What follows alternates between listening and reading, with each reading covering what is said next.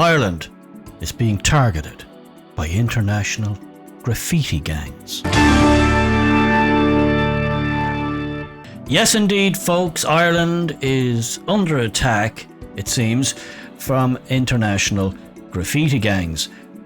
Who knew this was a thing? I didn't know it was a thing. International graffiti gangs? I thought that was just something local ne'er-do-wells did on walls and, public spaces, buildings and stuff. I didn't know there was a whole international movement behind it. Well, it seems that there is. And it seems that they're targeting Ireland, and that's when you get my backup. Let's have a look at this and see what the hell is going on and what can we do about it. Right, from the, who have we got first? The Irish Times, is it? It is, the Irish Times. The anti-Irish Times. The international, okay, this is from Conor Lally. International graffiti gangs cause €2 million worth of damage to trains. Okay, that's quite a sizable chunk of money. 2 million.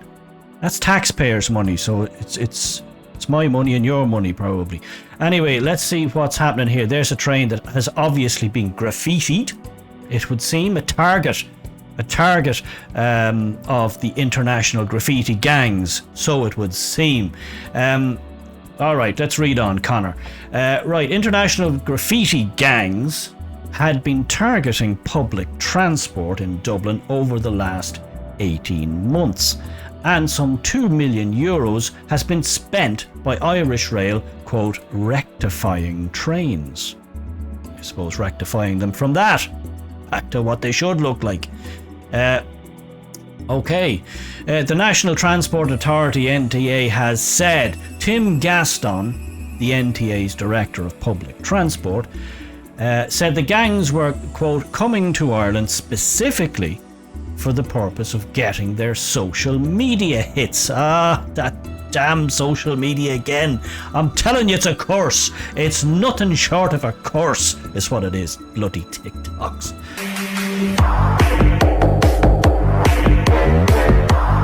All that crap. Quote, Irish Rail, let's read on. Irish Rail and their security have worked very closely with the Gardaí and have apprehended some groups. Good, I'm glad.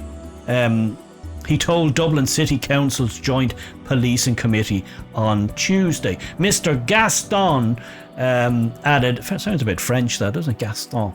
Mr. Gaston. Monsieur Gaston. No, it's probably nothing to do with France. Mr. Gaston added that a number of the graffiti artists arrested were expected to be brought before the courts in the future, but that, quote, over the last 2 years, we've spent over €2 million in removing graffiti from trains. 2 million. It's no pocket change. That's not pocket change. That's a lot of dosh. The NTA also revealed violent and antisocial incidents on the Lewis line in the city spiked during COVID-19 when fewer passengers were using the services. Well, you couldn't. You were locked in your house. You couldn't go outside your front door for some of it. And when they were more exposed to the influence of troublemakers, so there wasn't a lot of people around that could kind of do what they liked. All right, so so there you go. That's the start. That's the opening salvo of this, where this story came from. Now let's hop on over here to who we got next here. We've got Dublin Live. Let's see what they've got to say by Emma Nevin, because I want to get to the bottom of this and see what kind of an onslaught are we facing here from these international graffiti gangs. Well, £2 million. I'm not seeing the funny side of that so far. Right, Emma, what have you got for us here? There's a train that has not been graffitied, thankfully. At least there's one that seems to have gotten away, or maybe it was graffitied and cleaned. £2 million. No thanks. An Irish rail train. Okay, thanks very much for that explanation of what the picture is. Lovely. International, let's see what Emma has to say. International gangs participating in online video challenges have caused €2 million in damages to Irish trains over the past 2 years. Okay, we got that bit from the Irish Times. The gangs are involved in a common worldwide trend that defaces trains around the globe. I didn't know this was a thing. I didn't know this. A common worldwide trend, is it really? kind of like going on tour, and I guess it is. The NTA's public transport chief Tim Gaston, Monsieur Gaston, explained to Dublin City Joint Policing Committee on Tuesday. We got that. It's kind of emerged in the last 18 months, and due to the COVID lockdowns and all the bits and pieces that were going on there. So that seems to have kind of brought the thing into full blossom.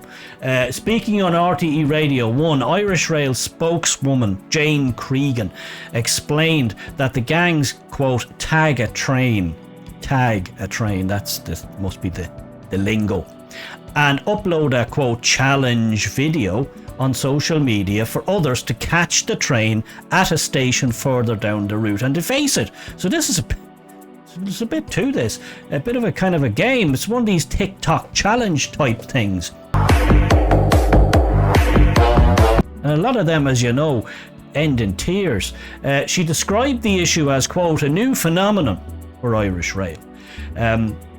Quote, graffiti has unfortunately always been an issue for us, but this particular style of graffiti is something that has only emerged in the past 18 months, she said. It's an international phenomenon that began in New York and Berlin in the 1970s and 80s, where people would graffiti or target a particular train and then go to another location to get that same train. I didn't know this. Did you know this? I didn't know this. Oh, okay. I don't really move in graffiti circles as such, but first I've heard of this international roving band of graffiti people. Obviously, quote, let's go on, quote, obviously the onset of video and social media, the TikTok gang, has made a difference to that as well. Yeah, well, as I said, a lot of this stuff... we'll just finish it off here. Miss Cregan said she would describe the graffiti as criminal damage, not art. Well, that's, that's always been the big debate, hasn't it, really, from the authorities saying, oh, you can't be at this, it's all, you're basically just screwing us over with this, we have to go and clean it. Whereas the rebel fraternity, the young ones would be saying, oh, it's all art, it's all great, and look, we're kind of making things look a lot better. So there you go again with this TikTok thing. This TikTok is a wash, if you know anything about TikTok. I'm not on TikTok, thank God. I think it's poison.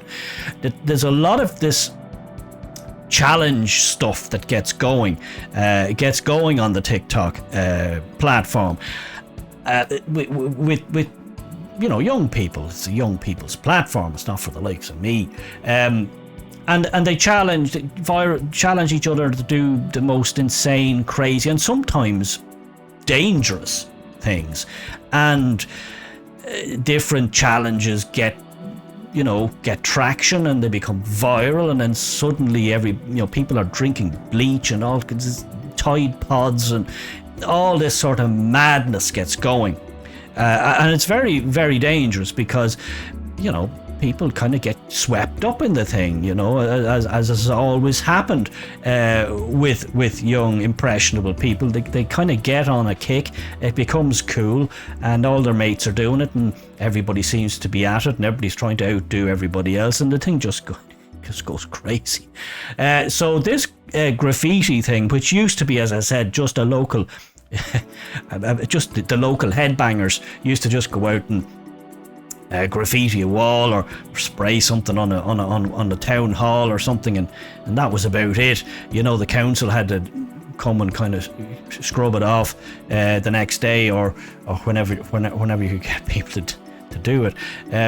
And that was pretty much the height of it. Some towns or cities would have a worse issue, let's say, with the graffiti problem than others. I don't remember a whole lot of graffiti where I was growing up, but it would pop up from time to time where somebody would spray on some kind of a rude word on a wall somewhere, and it'd be a bit of a chuckle for a few days, and then something, go and clean it off, and that'd be the end of that. So let's hop on over here just to see before we finish off with this international graffiti gang piece. Let's see what the Twitter sphere has to say about it. Yeah, okay, there's a tweet there from the Irish Times. We saw that train. It's looking a bit kind of very arty. Yeah, okay, if that's what you're into. Mr. Cards says quotations to the wrong place. You're kind of just splitting hairs there, Mr. Cards. Darren Muldoon, what's he got to say replying to the Irish Times? They're missing an opportunity here to make this into a series of rolling art projects. They will never win by trying to fight the graffiti crew. This could in fact become a highly creative initiative, says Dara Muldoon. So Dara's obviously he's coming at this from the purely the artful point of view. Now, bear in mind, not all graffitiists are Banksy. You know, a lot of it's just kind of crap. It's not all very tasteful and artful and well done. Some of it's just crappy, spraying, rude words. It's so okay, yeah, but art is art, I suppose. Brogan 16, have they spent 2 million on repainting the trains? Yeah, I think that's basically it, Brogan. They have 2 million quid. Tony Marchiotta says, has the writing been on the wall? Tony, I don't you're not helping the discourse there, but there's always one, isn't there? Paul Maguire, why is it not illegal for kids / teenagers to butt spray paint? I think you mean buy. Right, Paul. We've all had the little typo errors. Teenagers to buy spray paint. He asked the question. Why can they buy it? Shouldn't it be illegal? Anyone buying it should have a good reason. Yeah, okay, I can see your point there. I suppose it's like buying a slab of cans. You can't just walk into an off-license buy a slab of cans if you're 13. But you can walk in, I suppose, legally and buy a few cans of aerosol paint. What would you need that for? Barry O'Donnell, is it not better? I don't know, Barry. That's you're into the whole art versus clean trains argument there. Diggs Beak says looks good. Was it? Okay.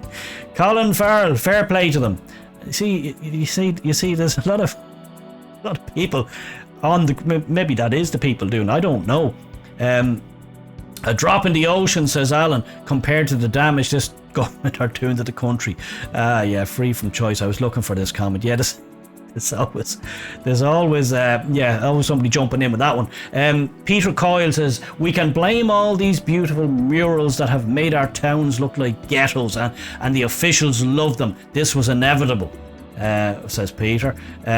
Jimmy Mo Wheeler Store says because of global warming. I'm not sure how you can get to that particular point of view, Jimmy, but fair enough. Dr. Mick Christopher, PhD, MD, MC, USB. You have a lot going on there, Mick. More imports. All right. Okay, that's enough of that. So Ireland has a problem.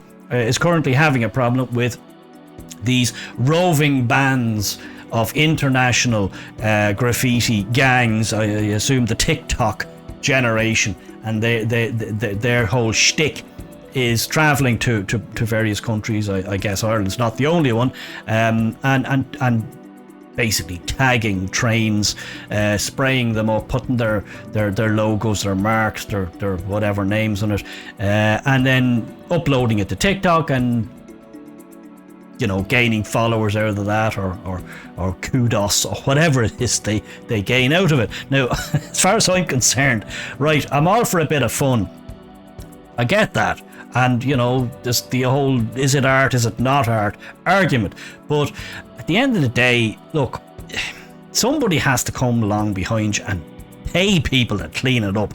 So I have the perfect solution to this problem. I say, with the amount of cameras they have in these train stations, and they have cameras everywhere, they have cameras on the trains, they have cameras around the trains, they have cameras on top of the trains, they must see when it's happening, because this thing takes time. It's not like you can create these wonderful, amazing full carriage displays of your art. You can't do that in 10 seconds. So somebody must be sitting in an office with their CCTV watching this going on, because it does take a bit of time, even if you're quick. And get the guards in, get the boys in blue in there. and get them, lifted, get them picked up, process them. And I'll tell you what you do next. You put them out the next day, give them a bucket of warm soapy water and make them clean the whole damn thing with a toothbrush.